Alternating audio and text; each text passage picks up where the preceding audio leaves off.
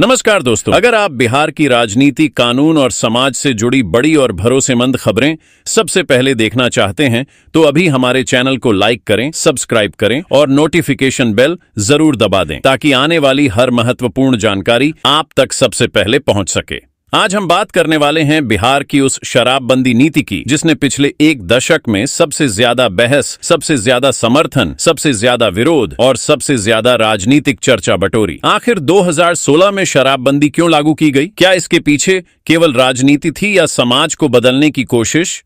क्या इस कानून से बिहार को फायदा हुआ या नुकसान? क्यों समय समय पर इस कानून में बदलाव किए गए? सम्राट चौधरी ने इस मुद्दे पर क्या कहा और मुख्यमंत्री नीतीश कुमार का रुख हमेशा क्या रहा? क्या वास्तव में बिहार में शराबबंदी खत्म होने वाली है या यह सिर्फ अफवाह है? आइए पूरी कहानी शुरुआत से समझते हैं। साल 2016 बिहार की राजनीति और प्रशासन के लिए एक ऐतिहासिक साल माना जाता है। इसी वर्ष मुख्यमंत्री नीतीश कुमार ने पूरे राज्य में पूर्ण शराबबंदी लागू करने का बड़ा फैसला लिया। इस फैसले के पीछे सरकार का तर्क था कि शराब की वजह से हजारों परिवार बर्बाद हो रहे थे, घरेलू हिंसा बढ़ रही थी, गरीब परिवारों की कमाई शराब में खत्म हो रही थी और महिलाओं का जीवन सबसे ज्यादा प्रभावित हो रहा था। राज्य के कई हिस्सों से महिलाओं ने शराबबंदी की मांग उठाई। कहा गया कि गांव-गांव में महिलाओं ने मुख्यमंत्री से अपील की थी कि शराब बंद होनी चाहिए। इसके बाद सरकार ने पहले देसी शराब पर रोक लगाई और कुछ ही दिनों में विदेशी शराब की बिक्री पर भी प्रतिबंध लगा दिया। देखते ही देखते पूरा बिहार ड्राई स्टेट घोषित हो गया। शराबबंदी लागू होने के बाद शुरुआती दिनों में सरकार ने इसे एक बड़ी सामाजिक क्रांति बताया। जगह जगह जागरूकता अभियान चलाए गए। पुलिस और उत्पाद विभाग ने लगातार छापेमारी शुरू की। हजारों लोगों को गिरफ्तार किया गया। बड़ी मात्रा में अवैध शराब बरामद हुई। सरकार का दावा था कि घरेलू हिंसा के मामलों में कमी आई। कई परिवारों की आर्थिक स्थिति बेहतर हुई और महिलाओं ने राहत की सांस ली। मुख्यमंत्री नीतीश कुमार हर मंच से कहते रहे कि चाहे कितनी भी कठिनाई आए, शराबबंदी वापस नहीं ली जाएगी क्योंकि यह सिर्फ कानून नहीं बल्कि समाज सुधार का अभियान है। लेकिन दूसरी तरफ इस कानून को लेकर सवाल भी उठने लगे। विपक्ष ने आरोप लगाया कि शराबबंदी के बावजूद अवैध शराब का कारोबार जारी है। कई जगह जहरीली शराब से लोगों की मौत की खबरें सामने आईं। पुलिस कार्रवाई को लेकर भी विवाद हुए।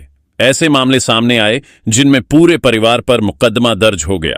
कई लोगों का कहना था कि कानून बहुत कठोर है और निर्दोष लोग भी इसकी चपेट में आ रहे हैं। धीरे धीरे अदालतों में भी शराबबंदी से जुड़े मामलों की संख्या बढ़ने लगी। जेलों में बड़ी संख्या में ऐसे लोग पहुंचे जो शराबबंदी कानून के तहत गिरफ्तार किए गए थे। इन सब के बीच सरकार ने समय समय पर कानून में कुछ बदलाव भी किए। कुछ प्रावधानों को आसान बनाया गया। पहली बार पकड़े जाने पर कुछ मामलों में जुर्माने का विकल्प दिया गया। कई प्रक्रियाओं में संशोधन किए गए ताकि कानून का उद्देश्य बना रहे लेकिन अनावश्यक परेशानी कम हो। हालांकि मुख्यमंत्री नीतीश कुमार का एक बयान लगातार चर्चा में रहा कि शराबबंदी खत्म नहीं होगी और इसमें किसी तरह का समझौता नहीं किया जाएगा। साल दर साल बिहार में शराबबंदी को लेकर बहस जारी रही। एक वर्ग का कहना था कि अगर शराब खुलेगी तो फिर से घरेलू हिंसा, अपराध और सामाजिक समस्याएं बढ़ जाएंगी। वहीं दूसरा वर्ग यह कहता रहा कि जब अवैध शराब बिक ही रही है तो नियंत्रित तरीके से लाइसेंस देकर बिक्री की जाए ताकि सरकार को राजस्व भी मिले और अवैध कारोबार पर रोक लगे।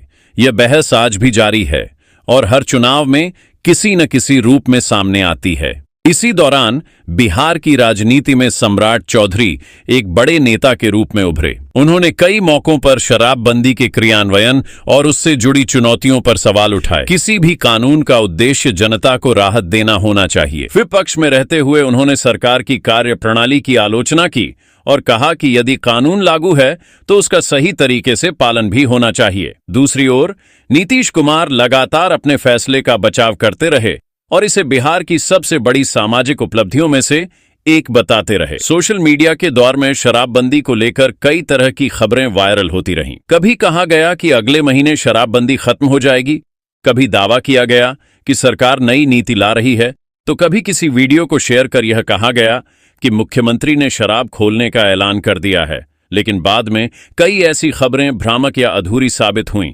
इसलिए किसी भी वायरल वीडियो या पोस्ट पर भरोसा करने से पहले आधिकारिक जानकारी की पुष्टि करना जरूरी है। बीते वर्षों में जहरीली शराब से हुई कई दुखद घटनाओं ने भी इस कानून पर बहस को और तेज कर दिया। विपक्ष ने सरकार को घेरा, जबकि सरकार ने अवैध शराब बनाने और बेचने वालों के खिलाफ सख्त कार्रवाई की बात कही। मुख्यमंत्री नीतीश कुमार ने कई बार अधिकारियों को निर्देश दिए कि अवैध शराब के कारोबार को पूरी तरह खत्म किया जाए। उन्होंने यह भी कहा कि कानून तोड़ने वालों के खिलाफ कार्रवाई जारी रहेगी।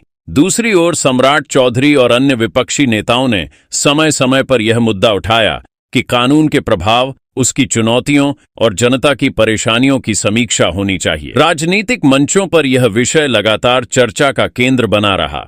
शराबबंदी अब केवल एक कानून नहीं, बल्कि बिहार की राजनीति का बड़ा मुद्दा बन चुकी थी। हर चुनाव में इस पर सवाल पूछे गए, हर विधानसभा सत्र में इस पर बहस हुई और हर बड़े राजनीतिक दल ने अपनी अपनी राय रखी। आज जब लोग पूछते हैं कि क्या बिहार में शराबबंदी खत्म होने वाली है, तो इसका जवाब यही है कि सरकार की आधिकारिक नीति और कानून को देखना सबसे जरूरी है। अफवाहों, वायरल वीडियो और सोशल मीडिया पोस्ट के आधार पर किसी निष्कर्ष पर नहीं पहुंचना चाहिए। समय समय पर कानून में बदलाव या संशोधन हो सकते हैं, लेकिन किसी भी बड़े फैसले की घोषणा केवल सरकार द्वारा आधिकारिक रूप से की जाती है। इसलिए हमेशा विश्वसनीय और आधिकारिक जानकारी पर ही भरोसा करें। 2016 से लेकर आज तक शराबबंदी ने बिहार की राजनीति, समाज, प्रशासन और न्याय व्यवस्था को गहराई से प्रभावित किया है। एक ओर लाखों लोग इसे सामाजिक सुधार का साहसिक कदम मानते हैं, तो दूसरी ओर कई लोग इसके क्रियान्वयन और प्रभाव पर सवाल उठाते हैं। यही वजह है कि यह मुद्दा आज भी चर्चा में है। आने वाले समय में सरकार क्या निर्णय लेती है, कानून में क्या बदलाव होते हैं और राजनीतिक दल इस विषय पर क्या रुख अपनाते हैं, इस पर पूरे राज्य की नजर बनी रहेगी। लेकिन एक बात तय है कि शराबबंदी का अध्याय बिहार के इतिहास में हमेशा एक महत्वपूर्ण विषय के रूप में याद किया जाएगा। अगर आपको यह पूरी जानकारी उपयोगी लगी हो और आप चाहते हैं कि ऐसी ही तथ्य आधारित और आसान भाषा में हर बड़ी खबर सबसे पहले आप तक पहुंचे, तो वीडियो को लाइक जरूर करें, अपने दोस्तों और परिवार के साथ शेयर करें और अगर अभी तक हमारे चैनल को सब्सक्राइब नहीं किया है तो अभी सब्सक्राइब करके बेल आइकन जरूर दबा दें। आपका एक लाइक और एक सब्सक्रिप्शन हमें ऐसी ही महत्वपूर्ण और जिम्मेदार जानकारी आपके लिए लगातार लाने की प्रेरणा देता है। धन्यवाद।